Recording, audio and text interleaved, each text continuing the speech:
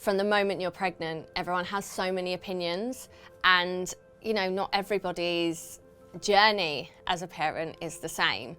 And I wish I could go back and tell myself to kind of shut my ears off and only take in the information that I genuinely really wanted or actually asked for. And I think it's okay to say, oh, actually I'm fine, I'll figure it out, even if you feel like you might not, because you will.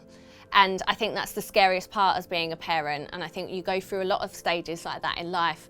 And the only way that I can kind of describe it, and I described it this way in my book, is that before you've ever had your first kiss, you're like, how am I going to know what to do? And everyone else that's done it says to you, oh, you'll be fine. It will just happen and you'll figure it out. And it might be rubbish the first time, but it'll be better the next time.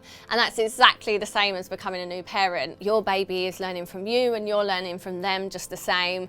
And with time, it gets easier, and then new hurdles come up and you figure those out as well. And sometimes you do a great job at it and sometimes you don't, and you learn from that. From the outside, before I had my kids, I would look at other parents that are working and think, well, they go to work, they seem happy, they seem to be able to concentrate, and the kids at home, and you know, that's that. Two completely different things. But actually, when you become a parent, you realise that they're constantly on your mind, and you are constantly trying to be good at everything and juggle everything.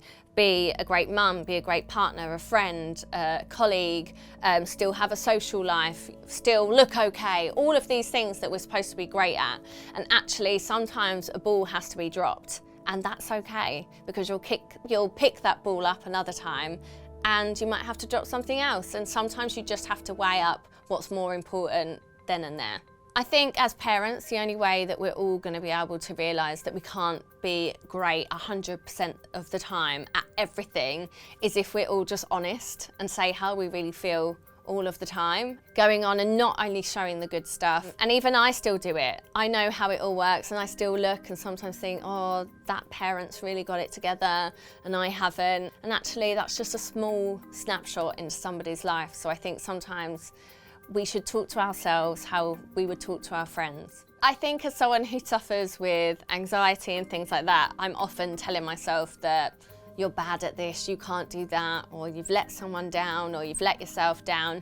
And I've learned over the years that by still pushing through all of those thoughts and feelings, I often prove my anxiety wrong, which is why I like to do things that are outside of my comfort zone sometimes. We have to learn to be kinder to ourselves. I haven't actually always felt comfortable speaking about what I believe in. I think coming from a girl band, I really felt that my role was just to entertain people. I wasn't really there to have an opinion. And I think it has come with age. I've found talking about things a lot easier, and I don't mind being honest and saying when I don't really understand something or don't feel like a subject is particularly my subject to comment on. I've got two sons, and I really try and encourage them to speak about their feelings, because we all know that men and boys seem to find it so much tougher.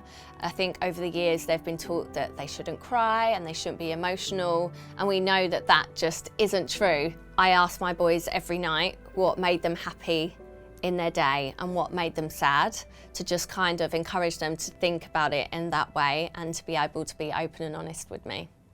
It's a really nice thing to do. I try.